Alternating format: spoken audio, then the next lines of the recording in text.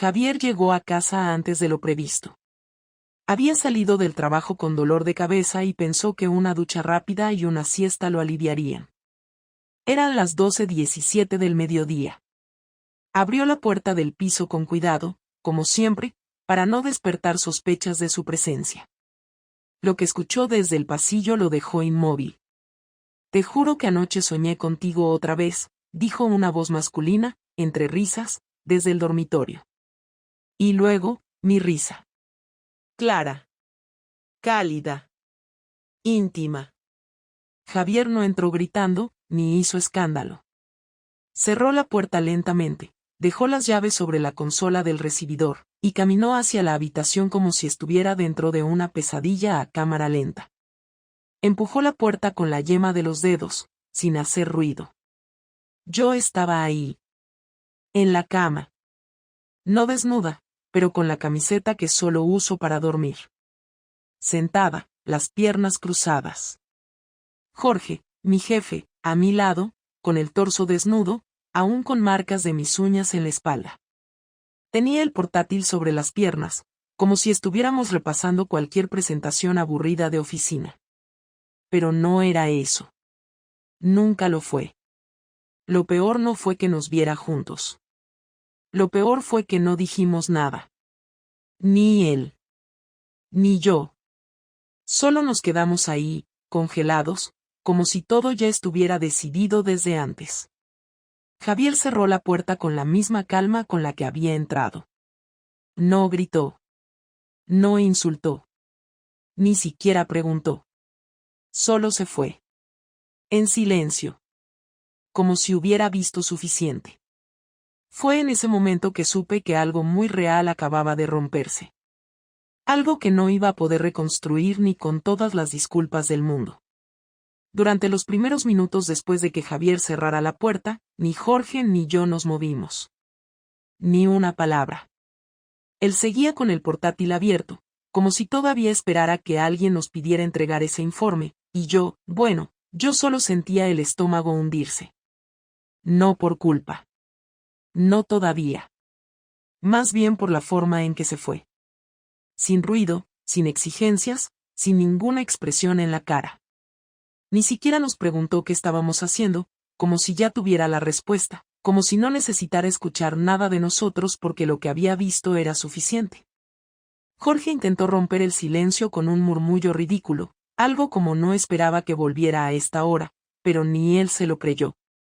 Solo se levantó de la cama, se puso la camisa mal abotonada y dijo que se iba antes de que las cosas se pusieran feas. Le dije que no era buena idea, que no sabía cómo iba a reaccionar Javier, pero Jorge no quiso escuchar. Salió del dormitorio como si estuviera en su casa, sin disimulo, cruzó el pasillo, abrió la puerta y se fue sin cerrar del todo, como si aún pensara volver más tarde. Me quedé sola.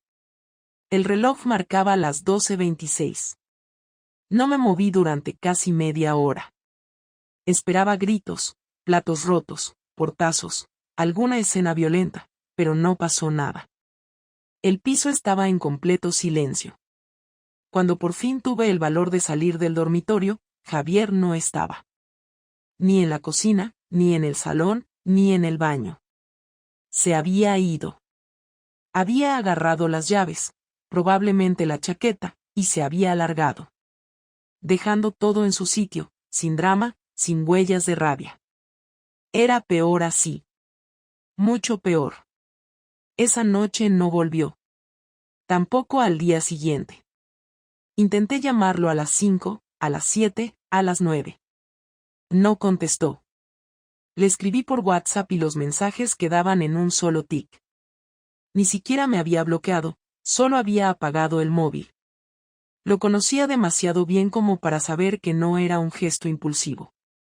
Cuando Javier se alejaba, lo hacía por algo. No era de los que desaparecen por unas horas para pensar. Si se iba, era porque no quería que lo encontraran. El tercer día me llegó un correo. No un mensaje, no una llamada, un correo frío, directo, como si fuéramos compañeros de trabajo resolviendo un trámite. Marta, he recogido algunas de mis cosas. Estoy quedándome en casa de un amigo. necesito tiempo para pensar. No me escribas por ahora. Javier. Así, sin un solo adjetivo, sin una maldita emoción. Lo peor era que entendía perfectamente ese tono. Lo había usado yo cientos de veces cuando ya no sentía nada por alguien, cuando quería cortar sin entrar en detalles. A los 5 días vi su coche pasar frente al edificio, pero no se detuvo.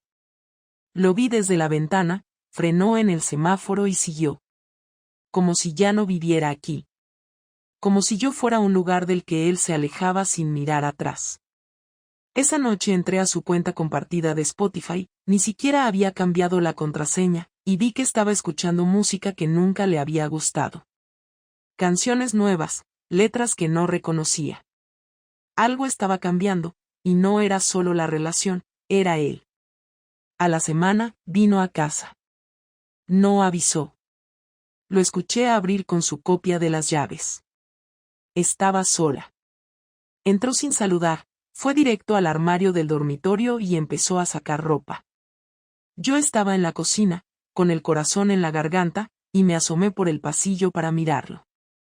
No me dijo nada, pero tampoco me ignoró del todo. Solo levantó la vista y me miró como si yo fuera una compañera de piso con la que no se llevaba bien. Le dije su nombre, bajito, y él solo dijo: vine por mis cosas. Quise acercarme, explicarle, decirle algo, pero no tenía ninguna defensa. Porque no lo había engañado por amor, ni por necesidad, ni porque me sentía abandonada. Lo había hecho porque sí. Porque quise. Porque estaba aburrida, vacía, porque necesitaba sentir algo que no fuera rutina. Eso no se dice en voz alta. Nadie acepta eso como excusa.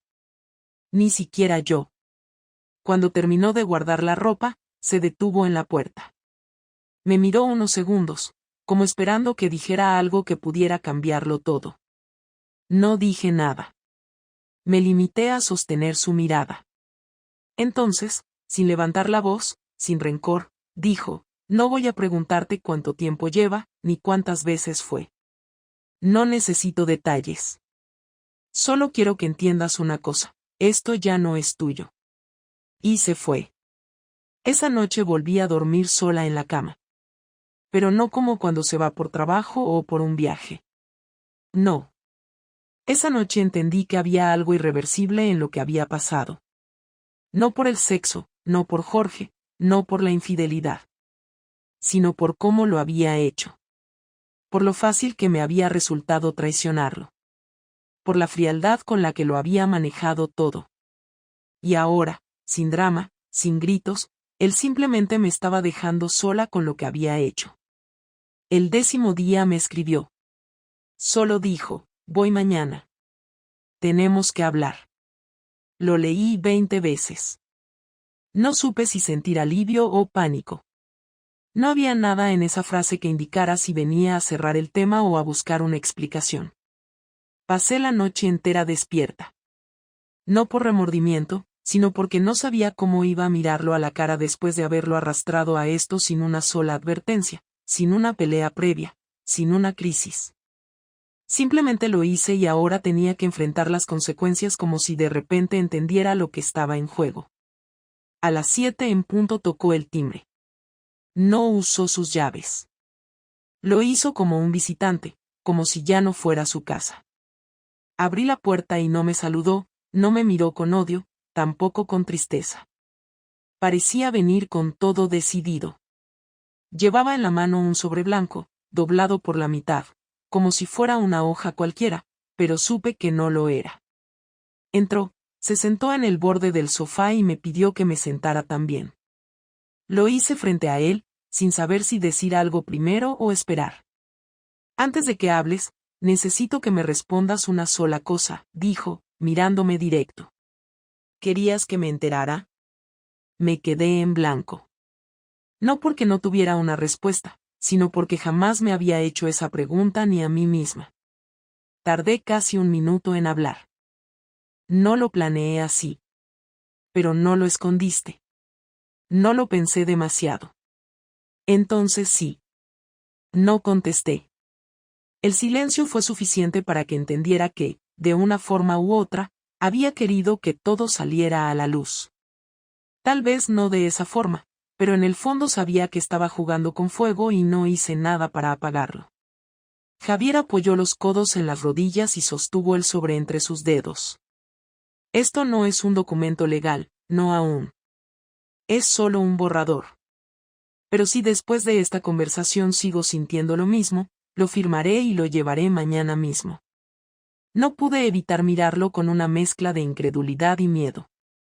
Pensaba que aún tenía algo de margen para negociar, para pedir perdón, para fingir que todavía había algo que rescatar. Pero no. Él ya había hecho el trabajo interno. Había llorado, había odiado, había superado esa etapa, y ahora venía a cerrar el asunto. No lo entiendo, dije, sin poder sostener su mirada. Todo iba bien, no teníamos grandes problemas, no faltaba nada esencial, simplemente pasó. No. No pasó. No fue un accidente. Nadie se acuesta con otra persona por error. No es una caída, es una decisión. Y tú tomaste esa decisión sabiendo lo que teníamos. Estaba vacía, Javier. Me sentía invisible. ¿Y crees que yo no?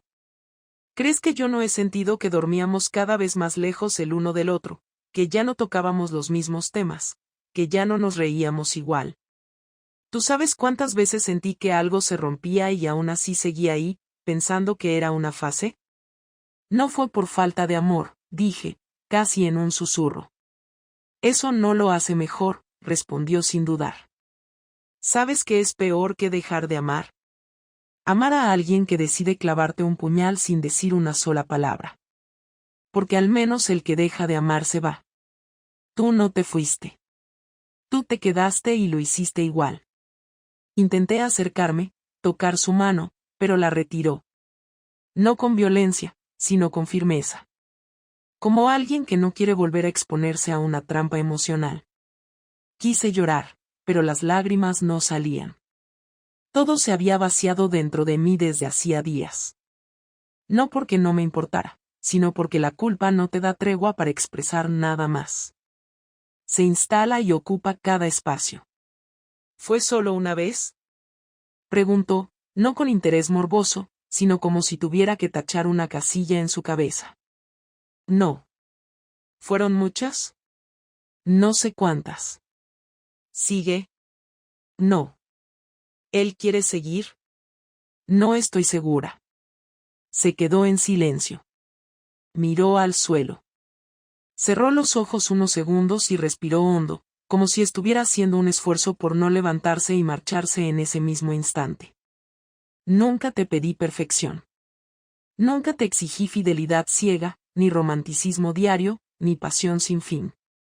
Solo te pedí que si un día esto ya no tenía sentido para ti, me lo dijeras. Que fueras honesta, que tuvieras el mínimo respeto de no convertirme en espectador de mi propia humillación. Pero ni eso pudiste darme. No supe qué responder. Lo peor era que tenía razón en todo. Me había convertido en alguien que no reconocía, alguien capaz de poner en peligro todo sin tener claro ni siquiera por qué lo hacía. Pensé que había algo que podía decir para salvar lo poco que quedaba, pero cualquier palabra sonaba falsa. Si algún día quieres entender lo que hiciste, relee esta conversación, dijo, dejando el sobre en la mesa del salón. No por mí. Por ti. Se levantó. Caminó hacia la puerta. No me miró al salir. Esta vez sí la cerró con firmeza. No con rabia. Con decisión. Con punto final. Las primeras señales no llegaron de golpe, sino como pequeñas grietas que se fueron abriendo sin que pudiera detenerlas. La mañana siguiente a la conversación, cuando fui a pagar el café en la cafetería de abajo con la tarjeta de siempre, el pago fue rechazado. Pensé que era un error de lector, probé otra vez, misma respuesta. La empleada me miró incómoda, como si pensara que estaba fingiendo. Terminé pagando en efectivo y, al llegar a casa, revisé la aplicación del banco. La cuenta compartida seguía activa, pero todos los fondos habían desaparecido, quedando solo unos pocos euros. Javier no había cerrado nada, pero había transferido todo su dinero a una nueva cuenta que no aparecía vinculada a la nuestra. Ese mismo día, intenté usar la tarjeta del supermercado y ocurrió lo mismo. No hubo aviso previo, no hubo advertencias. Solo la sensación clara de que, a partir de ahora, todo lo que había compartido con él estaba desapareciendo de forma meticulosa. No me sorprendió del todo, pero lo que vino después fue peor. En el trabajo, empecé a notar miradas diferentes. Gente que antes me trataba con normalidad ahora lo hacía con distancia, como si supieran algo que yo no. Jorge, por su parte, ya no se acercaba a mi escritorio. Había pedido trabajar desde casa, y a los 2 días, el Departamento de Recursos Humanos me convocó a una reunión informal. Me preguntaron si tenía algún conflicto reciente en la oficina, si me sentía cómoda en el ambiente laboral, si mantenía alguna relación fuera de lo profesional con algún superior. Lo negué, aunque ya sabía que eso no iba a servir de mucho. La forma en la que me hacían las preguntas era clara, sabían. No me dijeron de dónde habían sacado la información, pero no hacía falta. Javier lo había contado. No por venganza vulgar, sino porque sabía exactamente dónde golpear. 2 días después, me llamó una de mis mejores amigas, Clara. Sonaba nerviosa. Me preguntó si estaba bien, si había pasado algo grave. Le dije que todo estaba bajo control, que solo eran problemas con Javier, nada más. Me interrumpió. Javier me escribió. Me mandó un mensaje largo. Me adjuntó una captura. ¿De qué? De ti. Con Jorge. No era una foto. Era un pantallazo de un mail interno, uno donde tú y él hablaban de verse fuera de la oficina. También había algo de una reserva de hotel. Me quedé callada. No sabía que él había tenido acceso a eso. ¿Tú le diste acceso a tus correos del trabajo? No. No tengo idea de cómo lo consiguió. Bueno, él sí lo consiguió. Me dijo que si te seguía defendiendo, que si pensaba invitarte a casa o hablar bien de ti con alguien, que también me haría quedar como una encubridora. Me lo dijo tal cual. ¿Lo bloqueaste? No. No hizo nada ilegal. Solo compartió cosas que parecen ciertas. No insultó. No amenazó. Solo expuso. Cuando colgué, tuve la certeza de que Javier no me iba a destruir gritando o haciéndose la víctima. Me iba a borrar socialmente. Poco a poco, sin ensuciarse las manos, sin levantar la voz, iba a hacer que todos a mi alrededor dejaran de verme con respeto. Y estaba funcionando. Fui al trabajo al día siguiente con la cabeza en alto, fingiendo normalidad, pero ya nadie me hablaba como antes. Un compañero me dijo que Recursos Humanos había abierto una investigación interna por conducta inapropiada. A Jorge lo habían apartado del equipo. Nadie me lo dijo directamente, pero lo vi salir del edificio con una caja en las manos.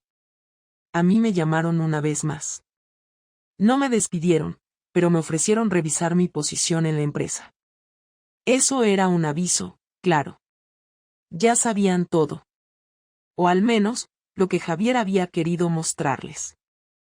Volví a casa esa tarde y encontré una carta en el buzón. No estaba dirigida a mí, sino a la comunidad de vecinos. Era un aviso legal. El señor Javier Roca dejará de ser responsable de cualquier obligación económica relacionada con la propiedad ubicada en el piso 3B, tras la formalización de su desvinculación patrimonial con la señora Marta Alarcón. Lo leí varias veces. Era una forma elegante de decir que, aunque el piso seguía estando a nombre de ambos, él ya no pensaba pagar nada. Llamé a su abogado. Me atendió una secretaria.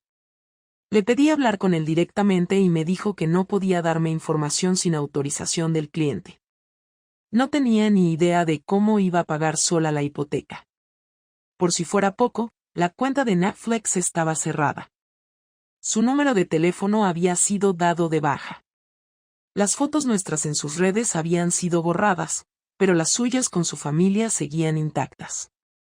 Era como si yo hubiera sido un error que él estaba corrigiendo, paso por paso, sin perder la compostura, sin dejar rastro. El golpe final llegó esa misma semana, cuando intenté asistir a una comida en casa de sus padres, donde siempre fui bienvenida incluso en las peores crisis. Su madre me cerró la puerta en la cara. No me insultó, no me dijo nada. Solo cerró la puerta. Ni siquiera intentó explicarse. Ya lo sabían todo. Javier había ido antes que yo.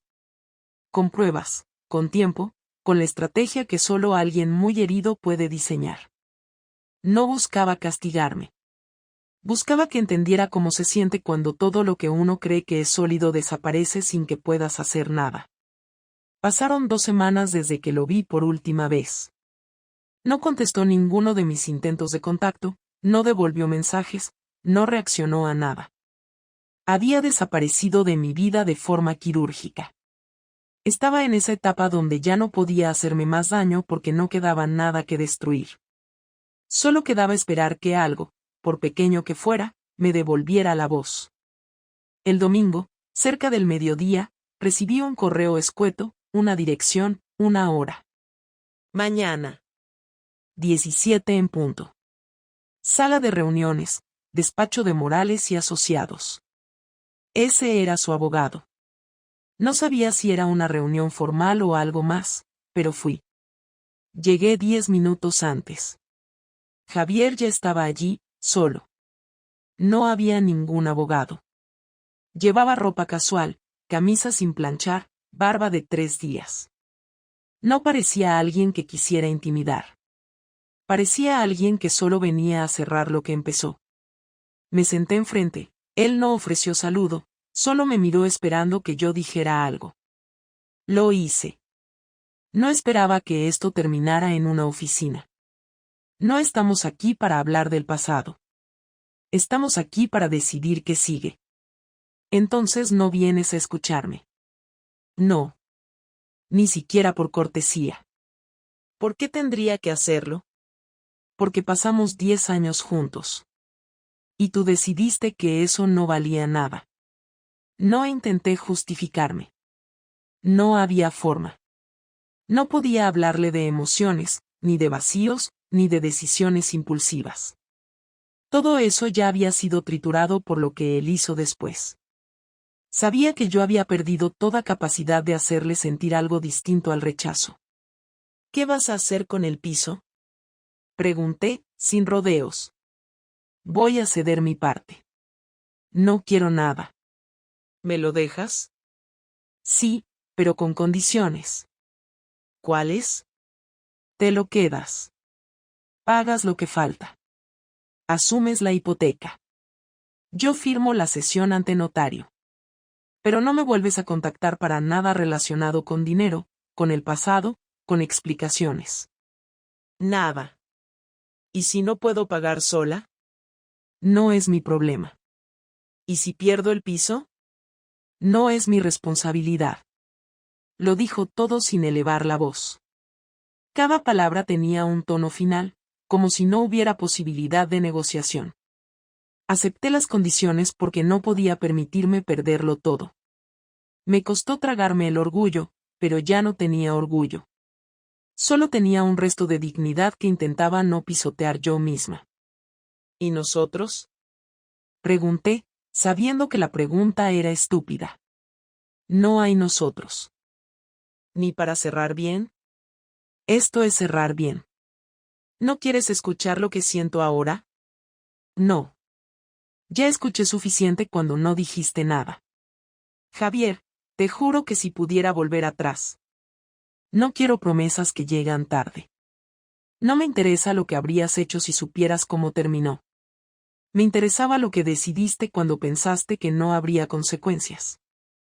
¿No te duele nada? Me dolió. Ahora ya no.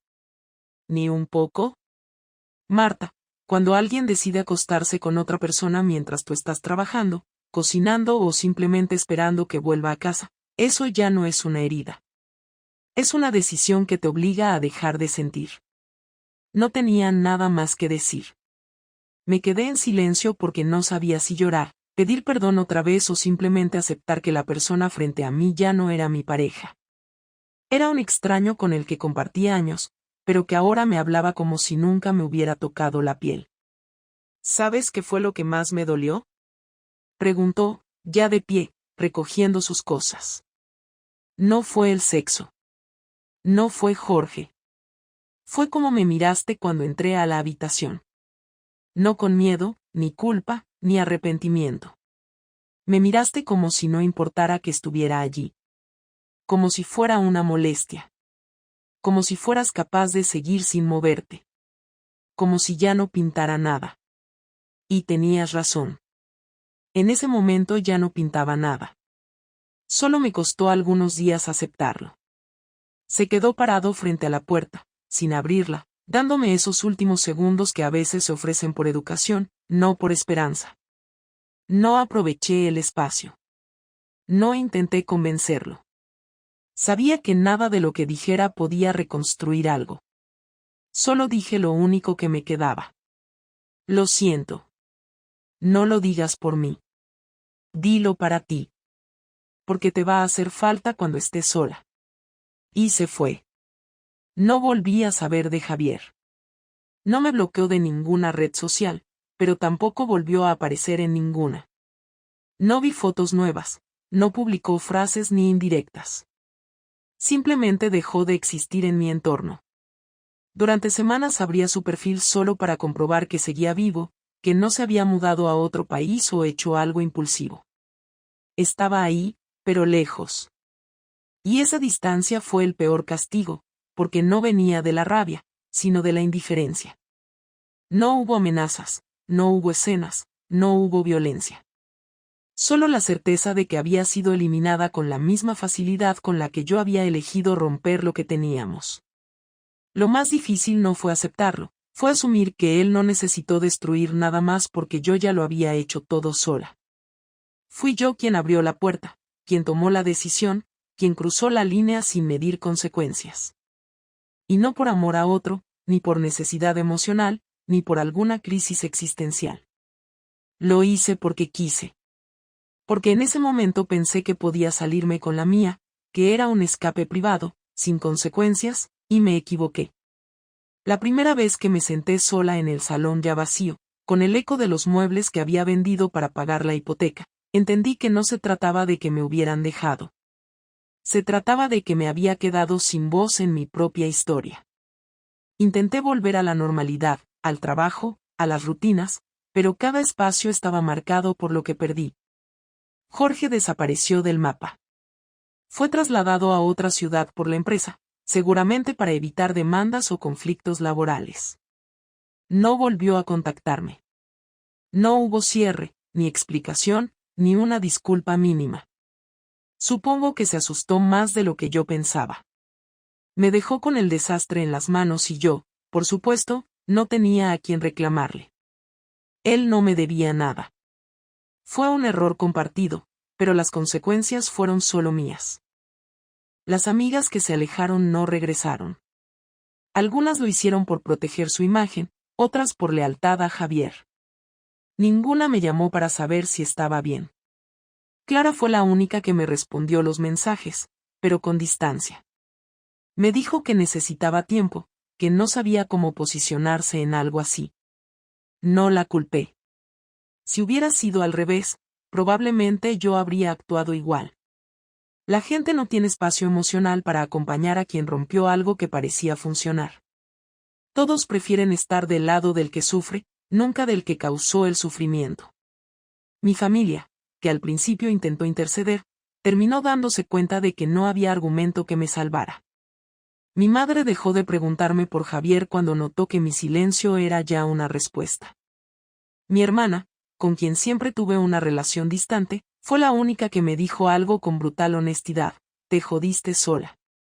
Y ahora vas a tener que vivir con eso sin dar lástima. No me molestó. Tenía razón.